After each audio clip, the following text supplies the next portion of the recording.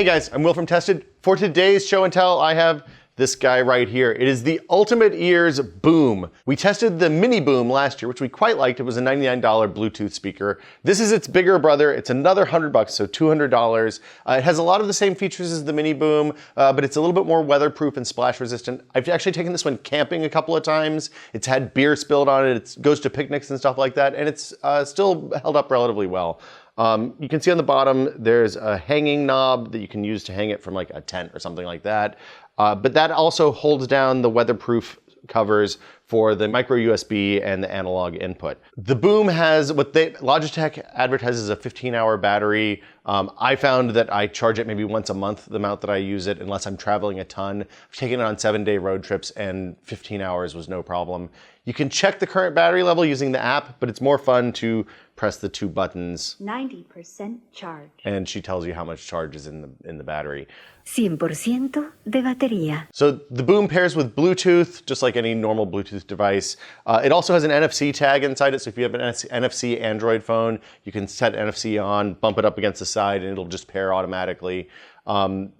It holds up to 8 devices in Bluetooth memory. It usually connects to the most recent one, but you can always just go into the Bluetooth listing, whether it's on like a Vita or an iPad or an iPhone or desktop PC even, and select the item that you want, and it'll connect automatically.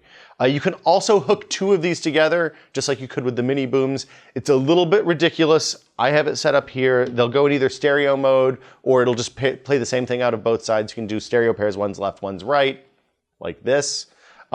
It's total overkill for most places.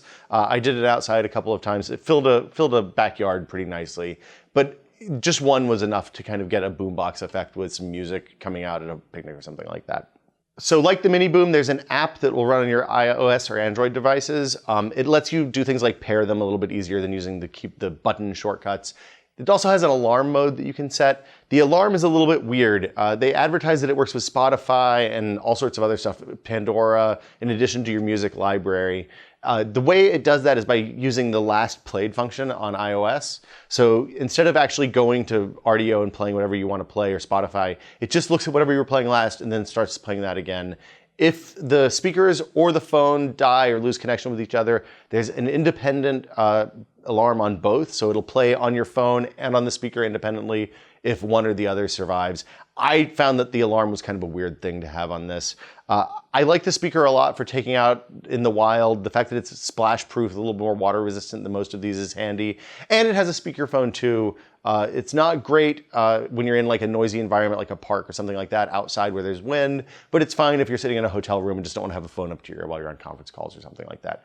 I have to give Ultimate Ears props for the power brick. It's my favorite one since the original Google Glass power brick. It's a big, fast charger. It'll charge one of these guys in like an hour and a half, 2 hours from any level of not all the way empty to full.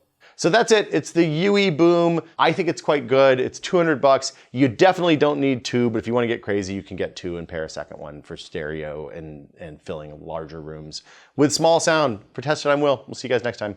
Bye.